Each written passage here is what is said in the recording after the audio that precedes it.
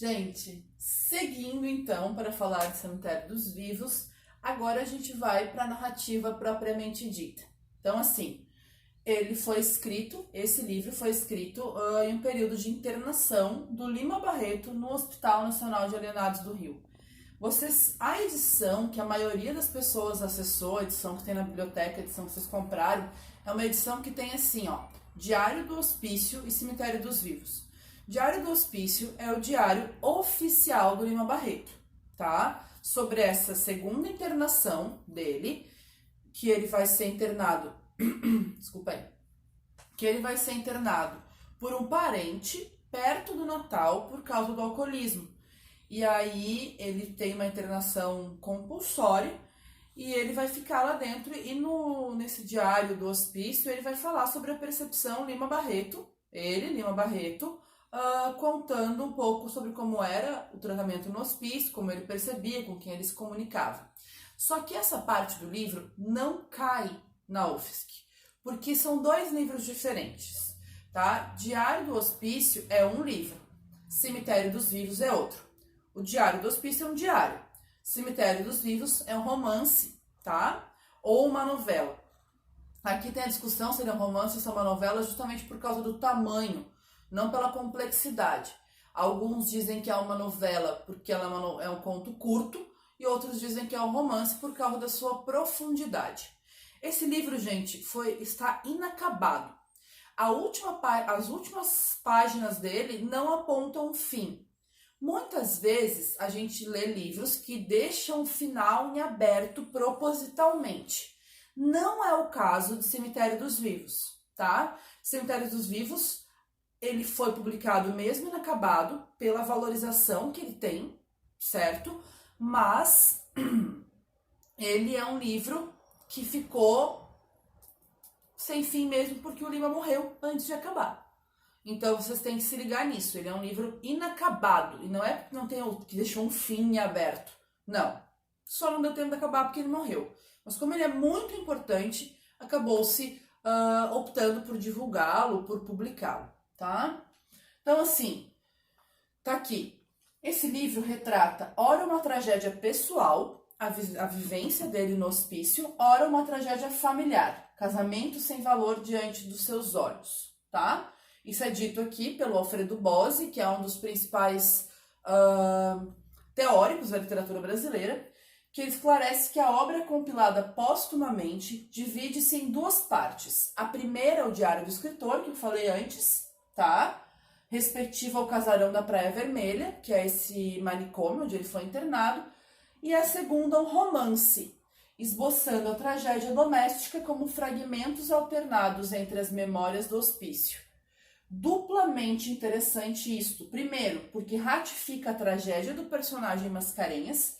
Em segundo lugar, porque atento para o termo do escritor, ou seja, a obra possui um caráter biográfico, autobiográfico, na medida em que está o próprio Lima Barreto falando de sua vida. Atenção para isso! Vamos pegar um megafone e gritar. Gente, o livro é um livro ficcional, certo? Agora, o que acontece é que existem muitos fatores autobiográficos. O Vicente Mascarenhas é um personagem ficcional, porque o Vicente Mascarenhas tem uma mulher, tem filho, ele viveu como escritor, viveu como funcionário público, um pouco de como o Lima Barreto viveu também, mas essa parte da família, por exemplo, nunca existiu para o Lima. O Vicente Mascarenhas, que é o personagem principal do Cemitério dos Vivos, teve essa família. Então, assim, existem traços autobiográficos.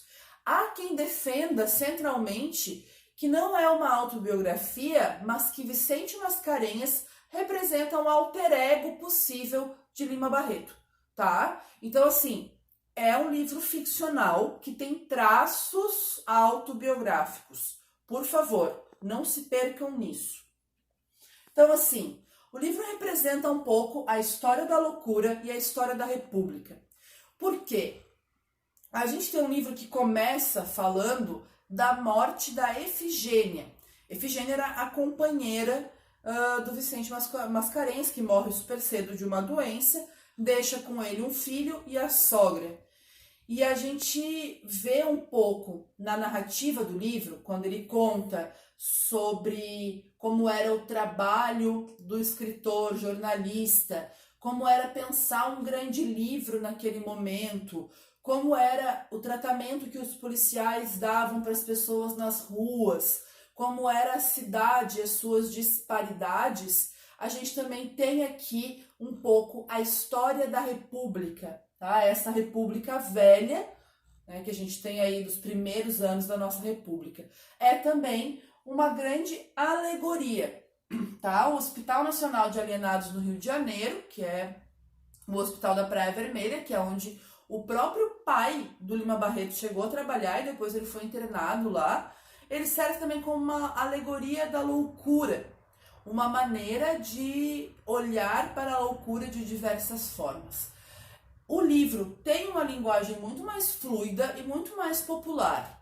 Ele é muito mais fácil de ler do que livros do Machado de Assis, por exemplo, que vocês tiveram bastante contato ano passado.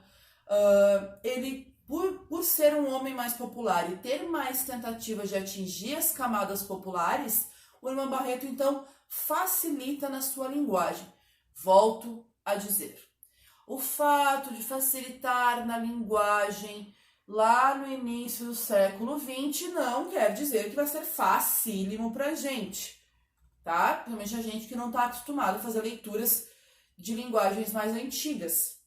Mas para aquela época era muito mais fluido, muito mais popular. Na verdade, eu ouso dizer que com um pouquinho de paciência, vocês vão ver que ele é muito fluido até para os dias de hoje.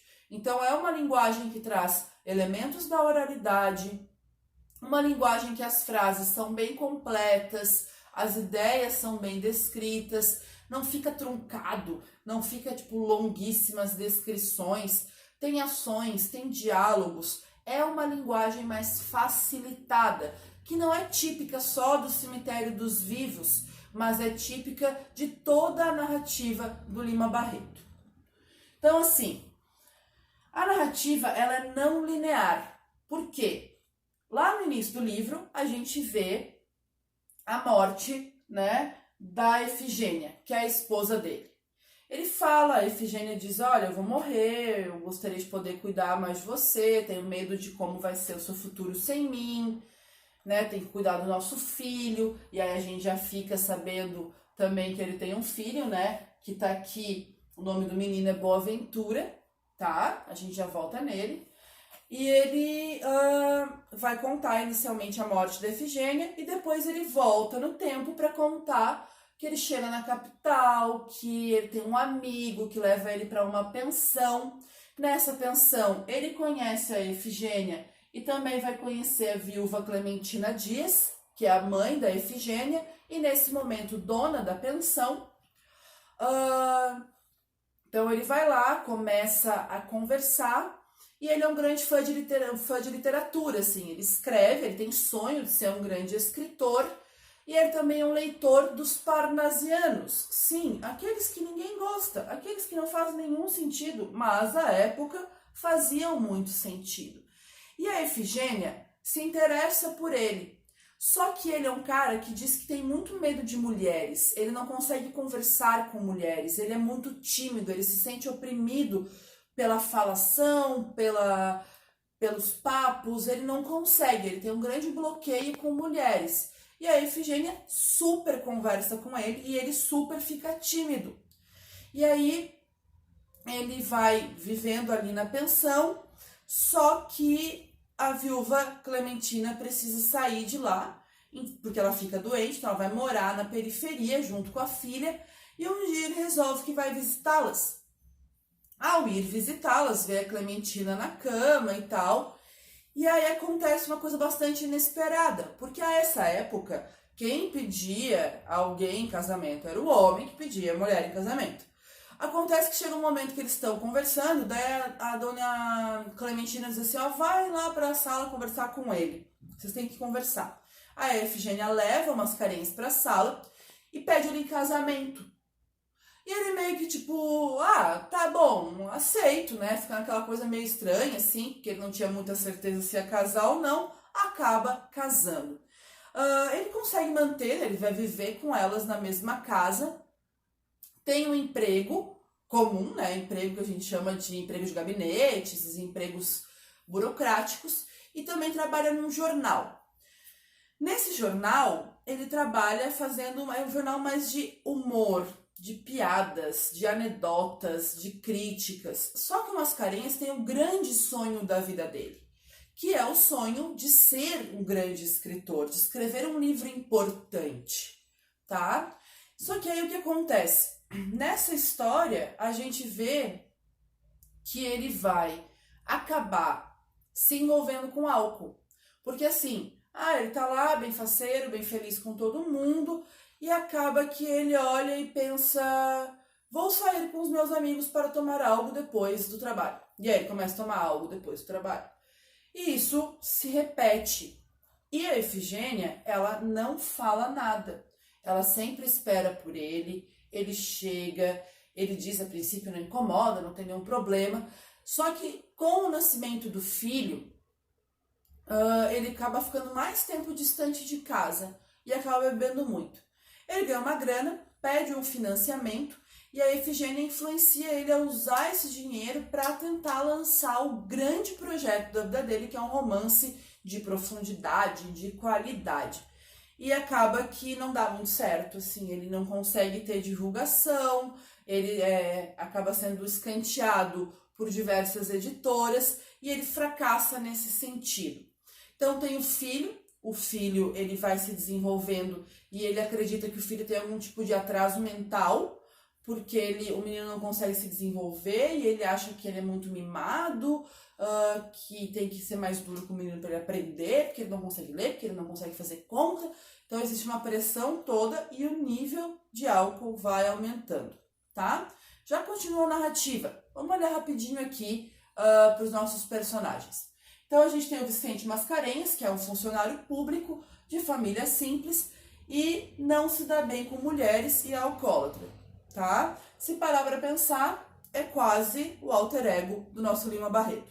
A gente tem a Efigênia, ela é esposa dedicada, ela seria um mote para o alcoolismo, né? A convivência, aquela situação de cobrança de casa, seria responsabilidade dela também levar ele para o alcoolismo.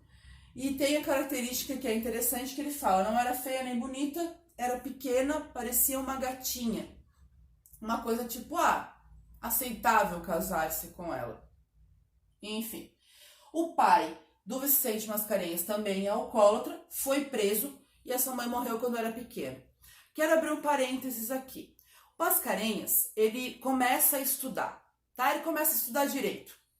Então ele vai estudar direito e ele começa a ler os juristas e ele encontra juristas eugenistas, juristas deterministas, tá? O que acontece é que quando ele começa a ler que tem juristas que defendem que o alcoolismo é hereditário, juristas que defendem que desvios morais são hereditários, que determinados tipos de heranças genéticas marginalizam as pessoas, que é natural que determinados tipos de pessoas sejam marginais e sejam punidos pela lei, ele começa a se questionar. Ele chega a se questionar inicialmente, poxa, se meu pai era alcoólatra, eu vou ser alcoólatra, é automático, mas não é verdade. Então ele começa a questionar essa ciência que estava à época, que é essas pseudociências de pureza de raça, que a gente comentou lá na outra aula, e isso vai aparecer muitas vezes. É uma crítica que o Lima Barreto fazia e que vai colocar o Mascarenhas fazendo também, tá? Uma crítica ferrenha à eugenia, que inclusive faz com que ele abandone o curso de Direito, porque ele não consegue acreditar no que ele está estudando, certo? E aí, o mote para ele pensar a esse respeito é, poxa, meu pai era alcoólatra, também você. E aí ele pensa, será que meu filho vai ser? Será que as raças se estragam pela droga? Será que é justo que uma raça seja internada coletivamente, que apanhe da polícia, que não sei o que? São discussões feitas no início do século XX que estão sendo feitas até hoje. Se liguem com isso. Já continuamos nisso, tá? Seguindo aqui. Temos a viúva Clementina Dias, que é a mãe da Efigênia, sogra do Mascarenhas, né? Que ficou adoentada e depois da morte da filha cuidou de Boaventura, do filho deles, tá? Ela vai ser, a princípio parece que ela vai morrer, daí a filha morre antes e ela fica com o Mascarenhas. Então fica o Mascarenhas e o Boaventura, que é o filho. Ela é uma super protetora da criança, enquanto o Mascarenhas quer que ele estude, força o estudo dele, a gente vê isso acontecer ao longo da narrativa. Ela diz assim, não, você é muito duro com seu filho, você tá fazendo muito mal para ele. Então tem uma crise aqui de criação entre o Mascarenhas e a Viúva Dias, tá? A gente tem aqui a Ana, que é uma parceira da Clementina, que é tipo a empregada da casa, mas que super da família, assim. O Chagas, que é o amigo do Mascarenhas, que era poeta, apreciava a arte, que leva ele para a pensão, então é a pessoa mais próxima dele. Eram amigos que compreendiam a literatura, que viviam bastante em volta disso. E o Boaventura, que é o filho deles, da Efigênia e do Mascarenhas, é saudável fisicamente, mas com algum retardo mental, tá? Acho essa expressão retardo ou atraso mental horrorosa, a gente sabe que isso não se usa, provavelmente uma pessoa com deficiência, alguém que precisa estar, né, sob algum tipo de cuidado, mas nessa época isso era visto, meu Deus, como um desespero. A gente sabe, inclusive, que técnicas eugenistas mandam matar pessoas que não serviriam socialmente, como é o caso de qualquer pessoa com deficiência. Então também aparece essa crítica aqui no livro, tá? Então assim, a parte 2 do livro, ela é composta pelo início da prisão do Mascarenhas. A parte 1 é essa que eu contei, como ele conhece a Efigênia, como conhece a viúva Clementina, como ele casa, como é a vida de trabalho, a tentativa de publicar um grande romance, né? Essa melancolia causada pela morte da esposa e também depois a maneira como entra em crise constante com a sogra em função do filho. E isso ele argumenta que é mais motivos para embriagar-se, quer dizer, mais motivos para continuar no alcoolismo. Então ele chega a falar que inicialmente ele bebia uísques, que ele bebia conhaques, e que aos poucos ele vai reduzindo a qualidade do que ele bebia para poder beber mais, até chegar na pinga pura, na cachaçinha branquinha, que aí é quando ele já está em altos estados do alcoolismo. E aí, a noite de Natal é a noite em que ele vai ser preso pela polícia. Detalhe, é a polícia aqui quem decide quem vai preso ou não, quem vai ser levado a um manicômio ou não. Nós não estamos falando aqui de prisão comum, estamos falando de um manicômio. Então a polícia também decidia quem que estava louco e quem que deveria ser preso. A gente vai ver que uma das primeiras coisas que ele fala quando ele entra no manicômio é que existia um mar negro. Muitas pessoas negras. Uma quantidade absurda de pessoas negras trancafiadas dentro do manicômio, tá? E aí ele diz que a polícia então decide, né, define por cor quem que tá entrando dentro do manicômio. Então, ele vai ser preso pela polícia na noite de Natal, porque ele dá abrigo a um parente do interior que vai estudar na capital, e esse cara vê que ele tá muito bêbado, chama a polícia vai lá, pega e ele é preso na noite de Natal. E ele vai entrar no contato com o manicômio. E aí começam as grandes reflexões dele, certo? Que são as reflexões voltadas para quem estava lá dentro. Então, uma das primeiras coisas que ele fala, né? É um mar de pessoas negras. Pessoas muitas vezes completamente mudas, outras que não param de gritar, outras que têm manias estranhas, tiques nervosos, outras pessoas que não param de chorar, pessoas que não dormem, que não conseguem fazer suas necessidades. Ele vai pontuando uma grande diferença de pessoas presas lá. Uma parte delas, pessoas como ele, viciadas no álcool. A outra parte delas, pessoas muito pobres que são retiradas das ruas. Então, ele diz que eles chegam todos juntos e que lá dentro existe algumas pessoas que vão fazer uma triagem de quem vai para a cadeia e de quem fica lá para ser tratado no manicômio. Ele diz que existem alas diferentes, que existe aula para as pessoas muito ricas, que as pessoas ricas têm suas alas lá, mas que é outro tipo de tratamento, tá? Que lá dentro as pessoas ricas têm um tratamento maravilhoso, enquanto os pobres são jogados à própria sorte. Muitas vezes fala que existem enfermeiros que não têm humanidade, que são cheios de crueldade, que são pessoas terríveis, e ao mesmo tempo tem pessoas que têm o mínimo de bom senso, e ele vai colocando isso, né, na balança.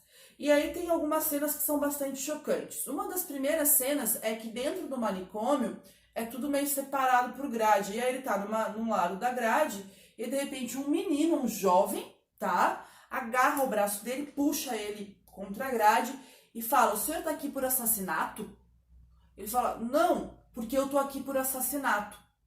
E aí ele se questiona por algum momento se esse menino tava falando a verdade, que ele tava preso lá porque tinha matado alguém, ou é mais um decorrer da loucura. Pessoas que inventam suas próprias verdades lá dentro. Ele não sabe se as pessoas estão delirando ou se elas estão falando a verdade. Então é um outro questionamento que ele faz, né? As verdades das pessoas que elas criam nas suas cabeças. Já tem um personagem que é um barbeiro que ele bota muita fé que ele é um rei. E ele fala com todo mundo como se ele fosse um rei. Então, ele vai mostrando esses elementos aqui. E aí ele faz uma comparação com Cantão na China. Cantão na China era um tipo de, também, manicômio, hospício, isolamento de pessoas pobres e doentes. Elas iam para lá, tipo, para poder, a única coisa que se pagava eram os seus caixões. Então elas iam ser enterradas lá, elas que dessem um jeito, iam morrer naquele espaço, e era um amontoado de corpos, tá? E ele faz a comparação com essa cidade de Cantão, na China. Então aqui, uma grande reflexão que ele faz ao longo da sua internação. O meu sofrimento era mais profundo, mais íntimo, mais meu. O que havia no fundo dele eu não podia dizer. A sua essência era o meu segredo. Tudo mais. Álcool, dificuldades materiais, a loucura de minha sogra, a incapacidade de meu filho eram consequências dele e do desnorteamento em que estava a minha vida, tá? Então, quando ele começa essas reflexões, ele volta com a ideia de construir um grande romance, né, que talvez essa experiência da internação pudesse trazer para ele a experiência do grande romance. Então ele volta a pensar nisso, tá? E aí a gente vê, né, que ele faz longas reflexões sobre como vê a humanidade e a sua vida, declarando que quer escrever sobre os males e sobre as reflexões reais. Quer escrever a sua máxima obra literária. Então, assim, aí a gente vai ter aqui, pra gente finalizar, como são os loucos? A gente vê que ele fala que tem loucos que ficam completamente nus, andando por aí, com tudo balançando, como se estivessem com roupa, né, viajando, tipo, falando besteira. Os que silenciam, que ficam eternamente fechados dentro de si. Os que fazem suas necessidades na cama. O que parece que não estão loucos, como ele, tá? Que depois que passou a bebedeira, ele tá lá são dentro daquele espaço, sem poder beber e completamente maluco. O nosso tempo vai ficar bem longo, então essa aula de verdade vai ser dividida em duas, tá? Então acompanhem na próxima aula para a gente poder finalizar Cemitério dos Vivos, para que as nossas aulas não tenham 1 hora e a gente não fique cansado. Para finalizar, a loucura pode fazer as pessoas encontrarem a si mesmo, se reveste de todas as formas. É uma maneira que Mascarenhas pensava a loucura, certo? Até daqui a pouquinho.